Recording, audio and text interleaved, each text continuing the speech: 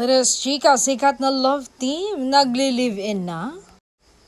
Magaling magtago ang sikat na love team na ito. Chika ng aming source, nagli-live-in na raw ang dalawa. Lasinich Itay, sobrang in love raw si aktres sa aktor kahit iba raw ang paniniwala nito sa setup ng pagsasama ay nilunok ng aktres dahil sa pagmamahal niya kay aktor.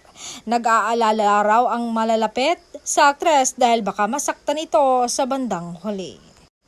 Nag-aalala raw ang malalapit sa aktres dahil baka masaktan ito sa bandang huli. Pareho kasing galing sa failed relationship ang dalawa at sana this time daw ay seryoso na sila sa kanilang love life.